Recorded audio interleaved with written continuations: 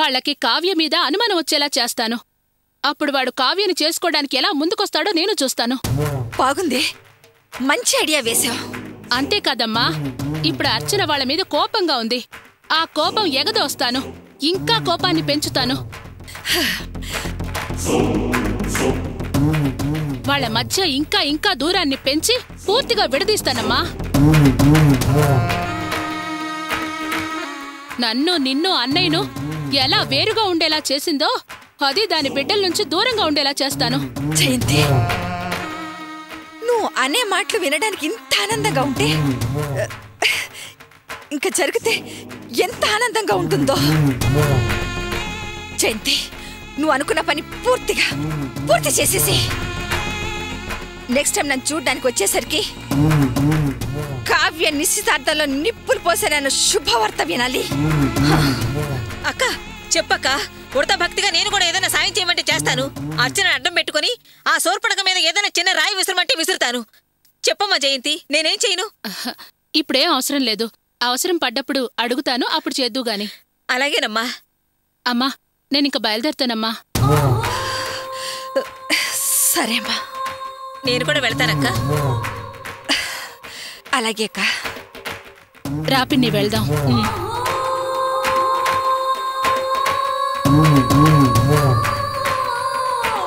అబ్బో భాగ్యం, కాఫీనే ఏంటే? కాఫీలో టీలో కాసిన పొయ్యివాని కాకిలాగా అరిచినోడిని అరిచినట్టే ఉన్నా. నువ్వు చెరిగిన దానికి చెరుగుతూనే ఉన్నావు కానీ అసలు నా మాటకి చల్లమే కనబడతలేదు.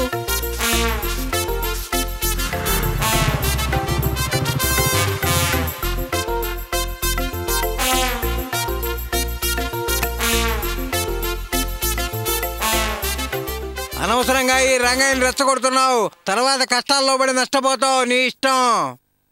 ఏంట్రా గోపి, ఇవాళ పెందరాడే వచ్చావు? ఆ కవర్ ఏమిట్రా? ఏదో స్వీట్ లాగున్నాయే. ఏమన్నా విశేషమా? Anything special? మా అత్తయ్య గారు మావయ్య గారు వస్తున్నారు నాన్న, అందుకే తొందరగా వచ్చేసాను. ఏమిట్రా, అర్చన వాళ్ళ అమ్మా నాన్న వాళ్ళు వస్తున్నారా?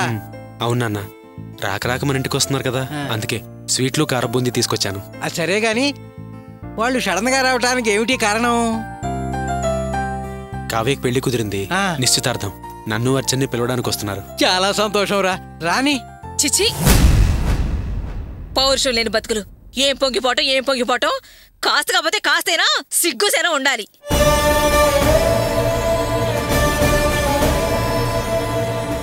మంచి మర్యాద లేకుండా చొక్కా పట్టుకుని బయటికి గెంటేసిన ఆవిడ గారు వస్తుందని అబ్బా కొడుకులు చంకలు గుద్దుకుని గంతులేస్తున్నారు.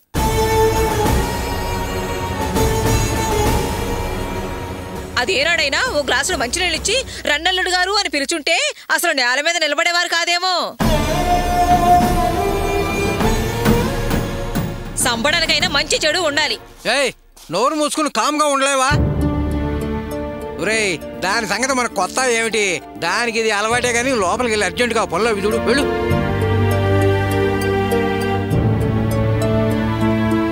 చాయ్, ఏంటి ఇంకా అలా చూస్తూ కూర్చున్నావు?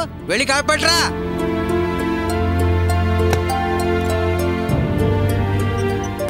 అర్చన, స్వీటు హాట్ తీసుకొచ్చాను. కాఫీ టీలకి పాలున్నాయా? లేకపోతే కొట్టుకెళ్ళి ఒక 1 లీటర్ పాలు తెమ్మంటావా? అర్చన, నీతోనే మాట్లాడుతున్నాను. ఏంటలా మౌనంగా ఉండిపోయి నా కళ్ళలోకి చూస్తున్నావు? ఆ చూపుకేంటి అర్థం? మా అమ్మ నిన్ను ఎన్ని విధాలా అవమానించింది. అల్లుడని కూడా చూడకుండా నిన్ను కాలర్ పట్టుకుని బయటికి గెంటింది. కానీ నువ్వు అవన్నీ మర్చిపోయి వాళ్ళు మన ఇంటికి వస్తున్నారని ఇంత ఆనందంగా ఇలా మర్యాదలు చేయాలని చూస్తున్నావు. నిన్ను అర్చన, అవన్నీ ఎప్పుడో జరిగిపోయిన విషయాలు. నేను అసలు మర్చిపోయాను. నువ్వెందుకు వాటిని గుర్తు చేసుకుంటావు? చూడర్చన, మన పెళ్లి 1.5 సంవత్సరం అయింది. ఎప్పుడూ లేనిది అత్తయ్యగారు మావయ్య గారు మన ఇంటికి వస్తున్నారు. వాళ్ళని మర్యాదగా చూసుకోవడం మన ధర్మం. నువ్వింకేం ఆలోచించకుండా ముందేళ్ల పనులు చూడు.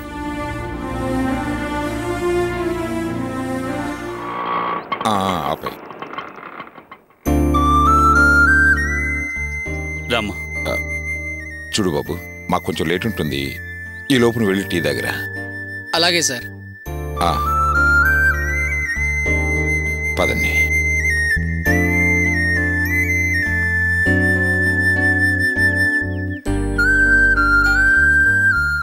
ఏంటమ్మా? వరలక్ష్మి, నువ్వెందుకు ఆగావో నాకు తెలుసు. నీ ఆలోచన నాకు అర్థమైంది. ఎప్పుడో అన్న మాటల్ని గుర్తు చేసుకుని లేనిపోని ఆలోచనలు చేయకు. మళ్ళీ మొండితనానికి పట్టుదలకి పోకు. ఆ రోజు ఇంటి గుమ్మం తొక్కనన్నావు, కానీ ఆ మాటలు నువ్వు అన్నది వియ్యపురాలతో. ఈ రోజు నువ్వు వచ్చింది వియ్యాలవారింటికి కాదని నీ కూతురింటికని గుర్తు తెచ్చుకో. రా, లోపలికి వెళదాం. ఇంకా ఏంటమ్మా నీ ఆలోచన? నాన్న చెప్తున్నారు కదా, అప్పటికి ఇప్పటికీ చాలా మార్పులు వచ్చాయి. పదమ్మా లోపలికి వెళ్దాం. రావరలక్ష్మి, రా. రామ్మా. ఎందుకదనా మందకం. బావగారు వచ్చేశారు. బావగారు రండి, బావగారు రండి. ఏమ్మా బాగున్నారా? ఏం బాబు బాగున్నావా? మీరు వస్తున్నారని గోపి ఇప్పుడే చెప్పాడు. మీరు రావడం నాకు చాలా సంతోషంగా ఉంది. రే గోపి, మీరు లోపలికి రండి. రే గోపి, అమ్మా అర్చన, గోపి, మీ మామగారు వాళ్ళు వచ్చారు. రారా రా. రండి బావగారు, రండి. రామ్మా రండి.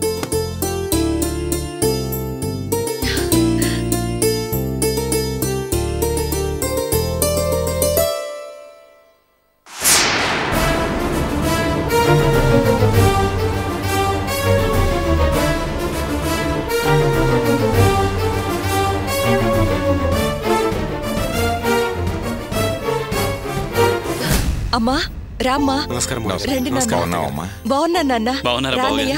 వెళ్ళండి అమ్మా, లోపలికి వెళ్ళండి. రండి. వెళ్ళు బాబు.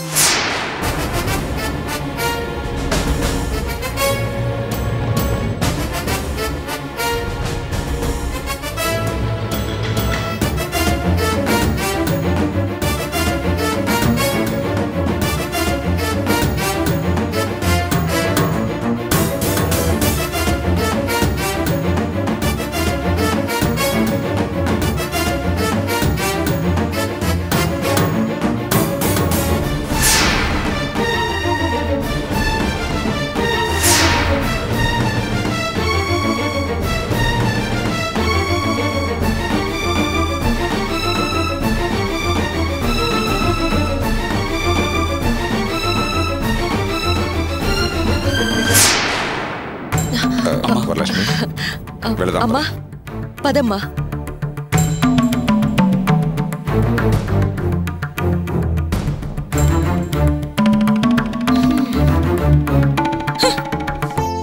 రండి రండి మావయ్య గారు.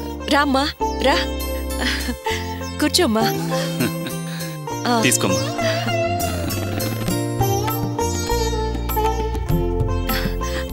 అమ్మా మంచినీళ్ళు తాగు.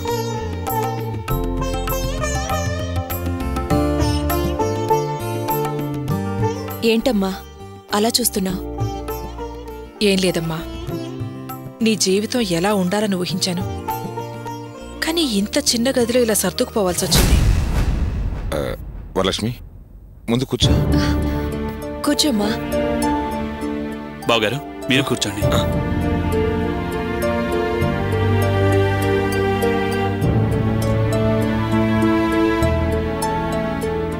వరలక్ష్మి, గుమ్మంలో కాలు పెట్టి పెట్టగానే ఎందుకే అలా మనసుకు కష్టం కలిగించే మాటలంటావు? నువ్వు ఆ మాట అనగానే అల్లుడు గారి మొహం చూడు ఎలా మాడిపోయిందో.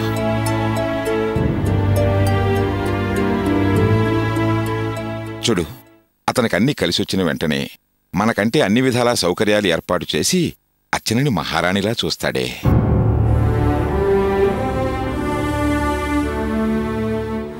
అయినా కన్న కూతురు ఉండే చోటు ముఖ్యం కాదే. ఇల్లు ఇరుక్కు కావచ్చు, కానీ అల్లుడు గారి మనసు విశాలం.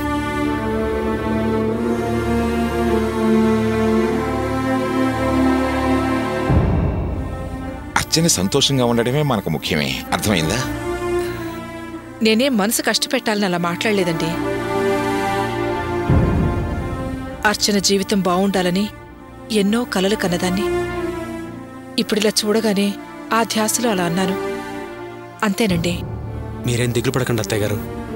మావయ్య గారు చెప్పినట్టుగా ఈ గది ఇదంతా ఇంకొంతకాలమే. నేను ఖచ్చితంగా బాగా సంపాదించి మీ కలల్ని నిజం చేస్తూ అర్చన్ని చాలా గొప్పగా చూసుకుంటాను. నా మాట నమ్మండి.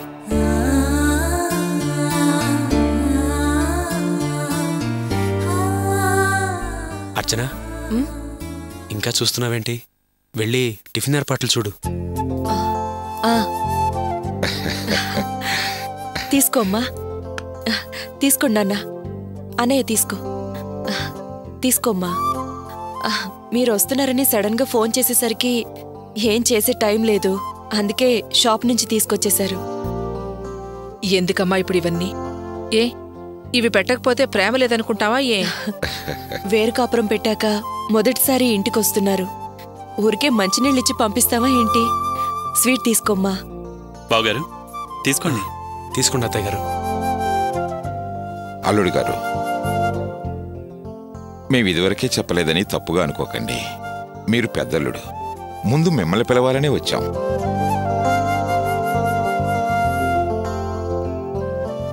అందుకే వినోద్ కూడా ఆఫీసులో పర్మిషన్ అడిగొచ్చాడు. వచ్చే శనివారం కావ్య నిశ్చితార్థం. పెళ్ళికొడుకు వాళ్ళు ఉదయాన్నే వస్తామన్నారు. మీరు అర్చన ముందే వచ్చి శుభకార్యాన్ని దగ్గరుండి జరిపించాలి. అయ్యో తప్పకుండా వస్తాం మావయ్య గారు. దాందే ఉంది. అయినా మీరింటికొచ్చి పిలవాలా? ఫోన్ చేసి చెప్పినా సరిపోయేది. కాకపోతే మీరింటికొచ్చి మరీ చెప్పారు కాబట్టి నేను అర్చన ఖచ్చితంగా వస్తాం. ఎందుకు నాన్న దగ్గర అబద్ధం చెప్పడం? రావడం కుదరదని, రావట్లేదని నాన్నతో నిజం చెప్పొచ్చు కదా.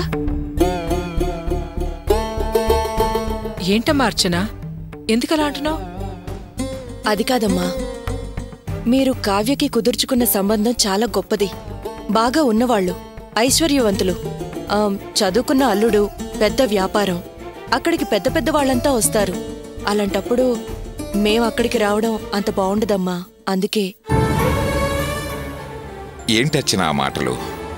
తన అల్లుడు నువ్వు కూతురు, ఎవరికి ఎంతుంటే ఏమమ్మా? ఏదైనా మేం అక్కడికి రావడం అంత మంచిది కాదు నాన్న. వాళ్ళందరూ ఉన్నవాళ్ళు, మేం లేనివాళ్ళం. అక్కడందరూ సూటు బూటు కోటు వేసుకొస్తారు. మేము మామూలుగా సాదాసీదాగా వస్తాం.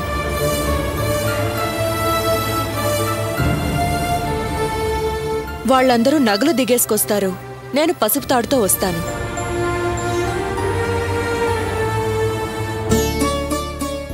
అందరూ మమ్మల్ని అదోలా చూస్తారు. ఏదో ఒకటి అనుకుంటారు. వాళ్ళంతా కార్ల ఓనర్లు, మేము కారు మెకానిక్లు. వాళ్ళేదో అనడం, మేం బాధపడ్డం, అందరి ముందు అవమానపడ్డం, ఎందుకిదంతా అని మేము రాదలుచుకోలేదు. మాకోసం మీరు ఎదురు చూడకండి. ఏంటమ్మా ఇది కొత్తగా మాట్లాడుతున్నావు? నువ్విలా మాట్లాడటం నేనెప్పుడు వినలేదు. కావ్యకి చూసిన సంబంధం ఎంత గొప్పదైనా మేం మిమ్మల్ని తక్కువ చేసి చూస్తామా? ఆస్తులు అంతస్తులు కాదమ్మా, బంధుత్వం ఆపేక్ష ముఖ్యం. పెద్దలుడిగా బావగారి స్థానం బావగారిదే. నువ్వు నా తోడబుట్టిన చెల్లివమ్మా. నిన్ను వేరేగా చూస్తానా? అన్నయ్య, ఇవన్నీ మాటల వరకే బావుంటాయి. కానీ నిజంగా డబ్బు హోదా అనే విషయానికొస్తే తోడబుట్టిన వాళ్ళేంటి, కన్న తల్లిదండ్రులు కూడా మరో రకంగా చూస్తారని నేను బాగానే అర్థం చేసుకున్నాను.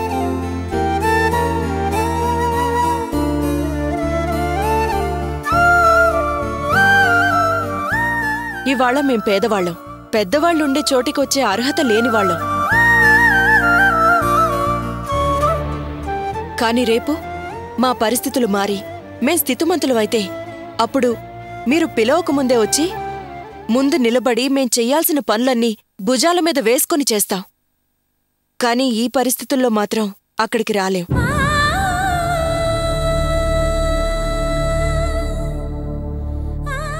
ఇలా అంటున్నానని మరోలా అనుకోకండి. ఓ 10 నిమిషాల్లో వంట చేస్తాను. అందరూ భోజనాలు చేసి వెళ్దురుగాని. ఆగమ్మా, పాత విషయాలన్నీ మనసులో పెట్టుకునే కదూ ఇలా మాట్లాడుతున్నావు? కావ్యకి సంబంధం చూసేటప్పుడు నీకు చెప్పకపోవడం తప్పేనని, జరిగిపోయిన తప్పుకి క్షమాపణ కూడా అడిగాను కదమ్మా. ఇంకా నువ్వు అదే మనసులో పెట్టుకున్నావా? నాకు నా కన్నబిడ్డలందరూ ఒకటేనమ్మా, తేడాలు చూపించేదాన్ని కాదు. కావ్యకి గొప్పింటి సంబంధం దొరికిందని మిమ్మల్ని చిన్నచూపు చూస్తానా? మిమ్మల్ని అవమానపరుస్తానా? నేను అలాంటి దాన్ని కాదమ్మా. నేను చదువుకోకపోవచ్చు, తెలివి తక్కువ దాన్ని కావచ్చు. అంత మాత్రాన గౌరవ మర్యాదలో ఆత్మాభిమానం లేకుండా పోతుందా?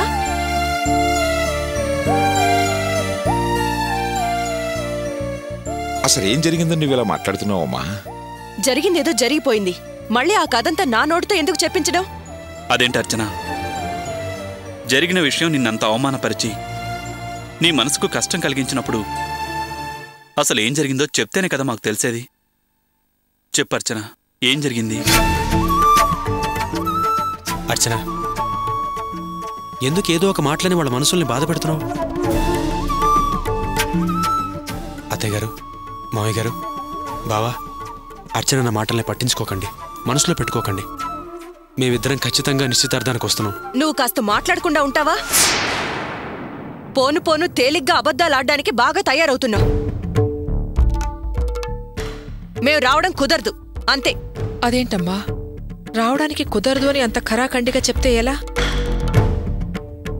నీ తోడబుట్టిందని నిశ్చితార్థం, నువ్వు తోడుగా లేకపోతే ఎలా?